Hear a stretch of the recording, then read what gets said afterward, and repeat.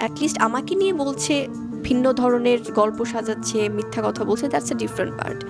But আমার সন্তানকে যদি আলাদাভাবে ওই ধরনের কোনো কিছু জাজমেন্ট করা হয় বা বলা হয়, সেটা তো আমাকে ডেফিনেটলি একটা স্টেপ নিতে হবে। এবং আমি কিন্তু কোনো কিছুই বলিনি সেখানে। প্রেগনেন্সির ছবিটাও কিন্তু মানে খুব এমন কোনো না যে খুব ফলাও করে কোনো কিছু। ফেসবুক লাইভে বুবলি তার দ্বিতীয় সন্তান নিয়ে বেশ কিছু কথা বলেন। তিনি বলেন, আমাকে নিয়ে যে যাই বলুক না কেন, আমার দ্বিতীয় সন্তানের বিষয়ে কোনো ধরনের উল্টাপাল্টা কথা আমি সহ্য করব না।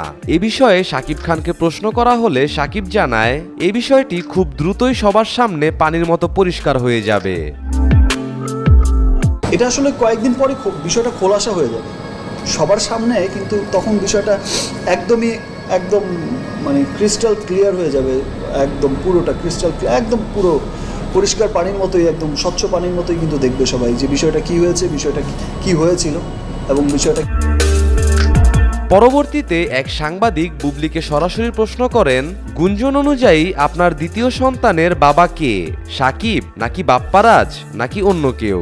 এমন অস্বস্তিকর প্রশ্নে বুবলি চরম ক্ষিপ্ত হয়ে ওঠেন এবং তার ব্যক্তিগত জীবন নিয়ে ভিত্তিহীন গুজব ছড়াতে নিষেধ করেন।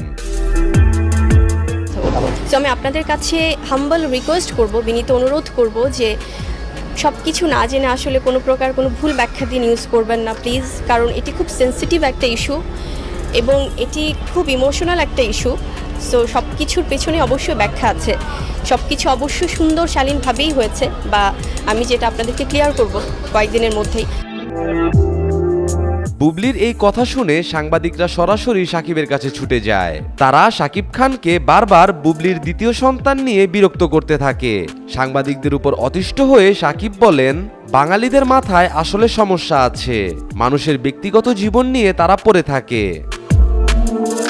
অ্যাকচুয়ালি এই প্রশ্নের উত্তরটা বা এই প্রশ্নগুলো আমাদের বাঙালিদের করাটাই উচিত না ব্রাদার। এটা করলে আপনার গায়ে পড়বে, আমার গায়ে পড়বে, বিকজ আমরা তো বাঙালি। আমরা এখানে বাংলায় বসে অনেক অন্য ভাষার